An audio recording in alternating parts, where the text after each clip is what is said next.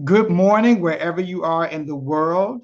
I am Patrick D. McCoy, and welcome to Across the Arts. I'm delighted to share with you this installment of the Maestro series. The Maestro series will feature Stanley J. Thurston, who is actually a second time guest on the Maestro series.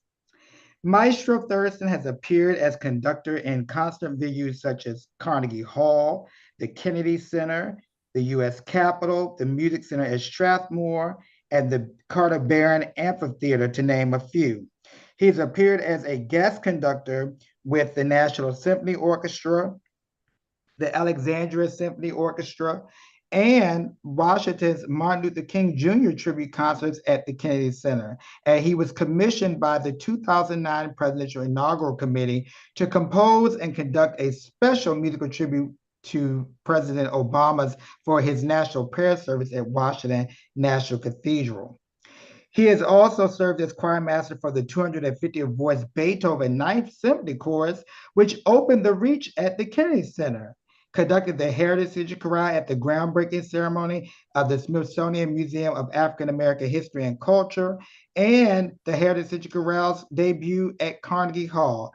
I can go on and on and on, but please join me in welcoming Maestro Stanley J. Thurston. Good morning, Maestro. Good morning. And congratulations on all of your accolades. This is a second, it reminds me of an old song. And it's so funny. I was just listening on the radio and they had a throwback section, this song called Second Time Around, where this is your but this is your second time around of the Maestro series. Thank you so much for joining. I see a lot of people have tuned in. Thank you, So Patrick. yes, indeed. So tell me, what does it feel like? I'm gonna share a personal moment because I remember when I first came to the area, the very first time I heard Heritage sing was at the Strathmore Mansion. And that was because my dear friend Mrs. Ho, she was like, let's go to this concert. But I never imagined that you would hear me singing and I would be a part of the Heritage Sister Chorale. So I sang a few seasons. So it's a You sure personal did. moment. Yeah. You sure So did. 25 years, what does it mean to you to have a core? First of all, how did you even imagine that you would form a choir? I grew up, of course, with choirs ever since I was a child. And then I went to Morgan State University and studied under Dr. Carter. And I was just so enamored by the talented folks that were part of that choir. And he was one of the conductors that began to introduce me to these compositions by Black composers that I had no idea about. I knew, of course, I grew up with gospel and jazz. I knew all those performers, but I didn't know there were as many that were writing, classical music or concert music. So when I heard that, once I graduated, I thought we need to have something like that in Washington, D.C. So it was really the inspiration was the Morgan State University Choir and Dr. Carter, who introduced me to these Black composers. Wow, and that's the perfect segue. In your opinion, I guess you already explained it, like the importance of the whole HBCU experience music programs, because some people would say, oh, you don't get the exposure or you don't have the resources. But your story is a testament that you have to make wherever the opportunity is available to you, make good use of it. Oh, for sure. And of course, it depends a lot on the teachers that are there. The teachers that when I was at Morgan State were just, like off the charts, amazing folks. And then to walk into the door, I came from Chicago. I didn't know as much about Baltimore, but walked in the door and heard the door flew open when I walked down the music hall and I heard this singing coming out of this room. I was like, what in the world? I mean, it was this amazing, amazing sound. And then when I walked in the door, I was like, these were students. They were just students from all over the country that Dr. Carter had recruited. And of course, he had a Friends of Morgan State University Choir, which provided a lot of scholarships to talented students. And they were all in the room together. And then he was just this masterful conductor that took us everywhere, all over the country, outside of the United States. So it was really a lot attributed to him and his desire to bring the best out of young people in America. I just went to a concert recently in Baltimore. It was the Nathan Carter School of Music, and they had a wax statue like right outside in the vestibule. I was like, wow. I mean, it looked just like him. And I just remember when I met him years ago at Hampton, Yes. the fact that, this was before Facebook, so you could take a picture and, memorialize the moment then. I just so regret that, but he was such a gracious person and a wealth of knowledge. Yeah. His legacy Yeah. will continue to live on. Right. So, and speaking of which, as far as like, talk to me about this 25th anniversary season. That is a major milestone. Let's start with the concert, the very first concert on November the 2nd. Well, this whole season really is going to be a series of our favorite songs. So, we've been around, like you said, for 25 years. So there's a lot of music that we have really just been close to our heart. And we've heard from our audiences of pieces that they love to hear us sing. So it's more than you can fit on one concert, of course. So we're going to spread it throughout the whole season. And we're gonna launch this Health Stork project, which is another new initiative that we've set up. Health Stork was one of those, Adolphus Health Stork was one of those composers I learned about through Dr. Carter. And of course, he lives right here in Norfolk, Virginia. You know him well and have interviewed him. He's written over 300 compositions. I mean, opera, symphonies, choral music, solo music, instrumental music. And we just sort of touched on the surface of some of his pieces. So we're going to start this 3-year project where we're going to try to do more of his music. So we'll have some of his on the program, and these and are some of our favorite pieces over the last 25 years. You know, um, yes, indeed. Dr. Hellstork, his music is definitely intense. I remember, I want to say the first time, one of the first concerts I sang with Heritage was we did the Shout for Joy. Um, Right. and you had that organ and just amazing. Yeah. So just going back, I know that you appeared on the series before, but just for the sake of people may not have been as familiar with your career, when you just mentioned about Chicago, take me back, like when you went to your parents, like did you want to be a musician? What were their thoughts? Because a lot of times people say you got to make the jobs with the money, but you chose a different path. How did your parents receive that? I think they saw me even before I saw myself. When I was at 4 or 5 years old, I was just at the piano all the time and just always playing the piano. So I think they realized I was interested, and they brought the teacher into the house, and I started studying piano, and then they just let me play wherever I wanted to play. They would take me out at church or any other places around and do recitals. But I think they just saw something in me and they wanted to foster it. So they just made sure I was in touch with people who could help me. So my Mrs. Walton was my first piano teacher at 7, and she would come into the house and we would learn our piano pieces. And then of course, I was pastor's son, so I was at church as well, playing very early on. And God just put these people in my life that just really said, "Okay, I'm gonna take you by the hand, and you're gonna do a little bit more." And I remember Louise Weaver, who was the organist at our church, was the organist for Mahalia Jackson. And also these other singers that would come into our church, the Caravans and Albertina Walker and Shirley Caesar, James Cleveland, all these folks would stop by my dad's church and they would be singing. So I just came across all of them when I was a youngster, and they would take me by the hand and say, "Yes, you're going to do this. You're going to do this. You're going to learn this." And then I got into high school, and actually my high school teacher was from Hampton, Effie Gardner. I don't know if you know that name. Yes, That was yes. my high school choral teacher, and she was just out of college in her 20s and this whippersnapper, and she was going to just mold these folks from the South Side of Chicago, these kids from the South Side of Chicago, into this musical artist that she thought we could be. And she took us down to Chicago Symphony and All City Chorus and all those things. And next thing I knew, I was at Morgan State, and Dr. Carter was doing the same thing.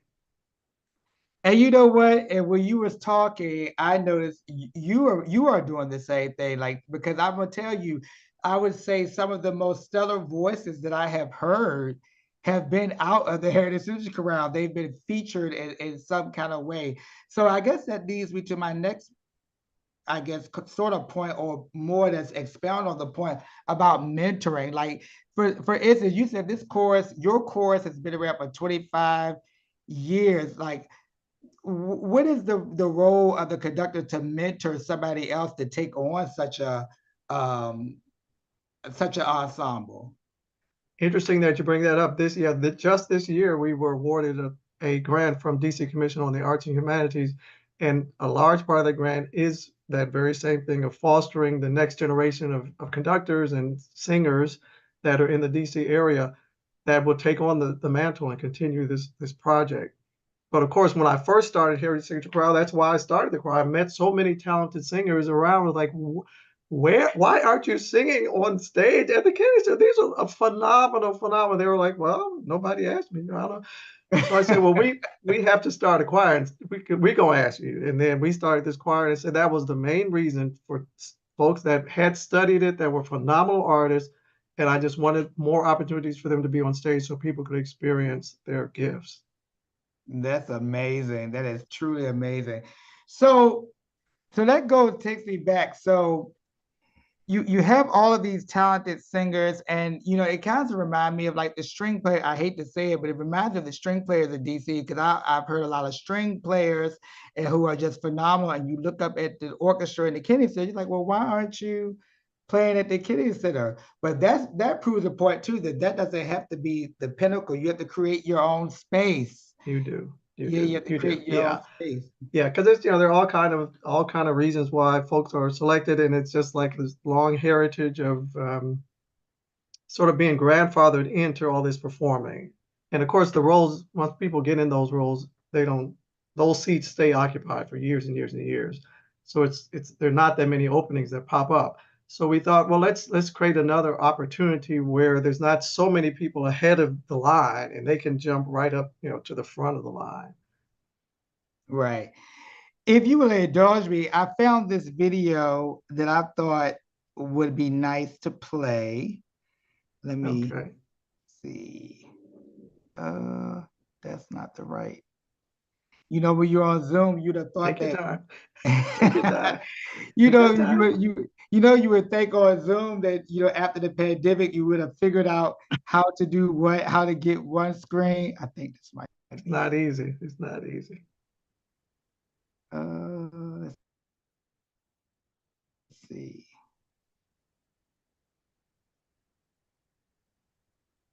I think this might work.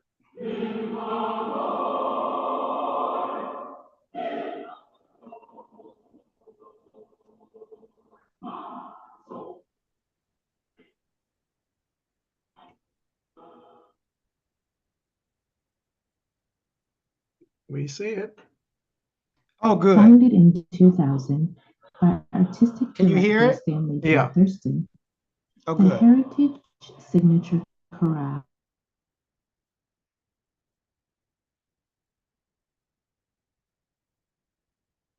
is committed to preserving the music, especially the Negro spiritual.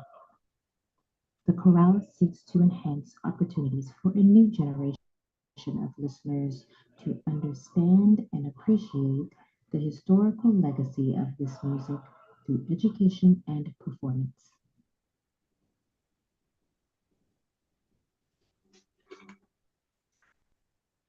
Hello, my name is Thomas Bullock, and I am the president of the board of directors for the Heritage Signature Chorale. The chorale's worldwide record of providing outstanding choral music has been critically acclaimed as exemplary. The mission of the chorale also fills a void among the various choral art groups in the Washington metropolitan area, especially its focus on educating youth on the history and legacy of African American choral music. The funds we raise support the mission of the chorale, particularly its education component. We know that you understand the importance of educating our youth on the legacy of African American choral music and the Negro spiritual. We hope you will join us and provide your financial support for the Heritage Signature Chorale and its education programs.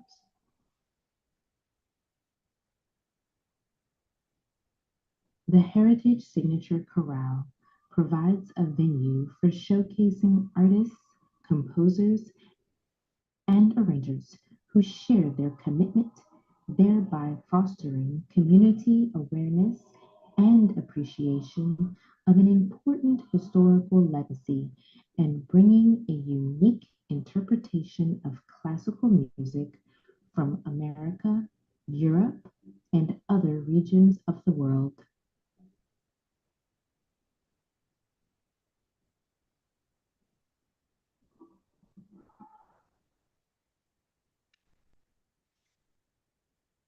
That was pretty Wow. amazing. Wow. And I know that even though that's dated, I'm looking forward to the next video where you add even more venues, even more places. So I saw that Austria was on the slide. Do you recall that performance much, the one that you all did abroad? Oh yes, definitely. That was those were the years that we did some touring in Europe. So yeah, that was the year that we went to Vienna and to Austria. And boy, it was amazing. Of course, you know the history of music there and all the cathedrals. That was one of the cathedrals there. And it was a wonderful, wonderful tour. We also toured at Paris and France, and we also there was one more I can't remember. Anyway, there are three international tours that we did. Wow. How can people support the work of Heritage, whether it's being in the city of a concert, whether it's writing a check? How can the people support what you're trying to do? I mean, 25 years is a monumental year. And I just pray that whether it's $25, $250, $2,500, $25,000, that people will consider supporting you. How can we do that? Sure, it's really easy. Just go to our website, heritagesignaturecorral.org, and then go to the donate page. And it's all set up electronically where you can do that, or you can mail it. If you want to mail a check, you can mail it to our office. The address there on the website, 1300 I Street Northwest, Suite 400E, Washington, D.C. 20005. I'm going to put that in the chat so people can see. Okay. And of course, ticket or certainly purchasing tickets to our concerts is another way to easily support and enjoy a great evening of music. And those tickets can be purchased through our website as well, or you can just search us on the eventbrite.com webpage. Just type in Heritage Signature Chorale. Or you can join our mailing list, which you can also do that on our website, and you'll get the announcements through email.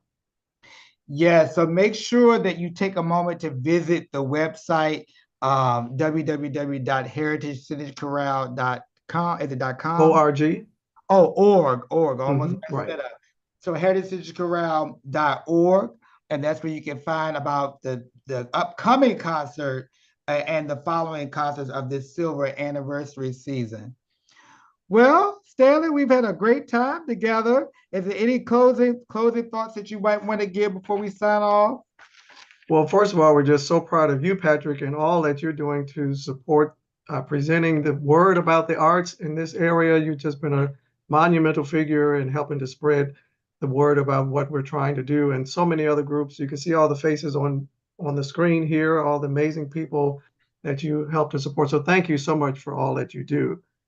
Well, thank you so much. Again, I am Patrick D. McCoy, and this has been Across the Arts. I hope that you will run and go on the website and go and support the Heritage Signature Chorale, heritagesignaturechorale.org, where you can find ticket information and sign up for their mailing list. You won't ever be in the dark. You sign up and you'll get continued messages about their wonderful concert season.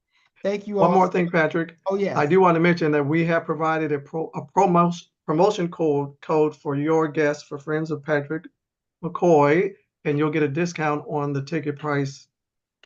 So put in capital PMHSC when you go to Eventbrite to buy the ticket. Oh, amazing. PMHSC. You all Right. get it? I have my own promo code. That's right. That's right. So you all make sure that you use it when you go to purchase these tickets, and I'm going to repost that because I think I guess people say you've arrived, you get a promo code. Your own promo code, PM HSC. All right, again, this has been Patrick McCoy and Across the Arts. We've been interviewing and chatting with the Maestro Stanley J. Thurston on the Maestro series. Thank you all so much. Hang on. Thank you, Patrick.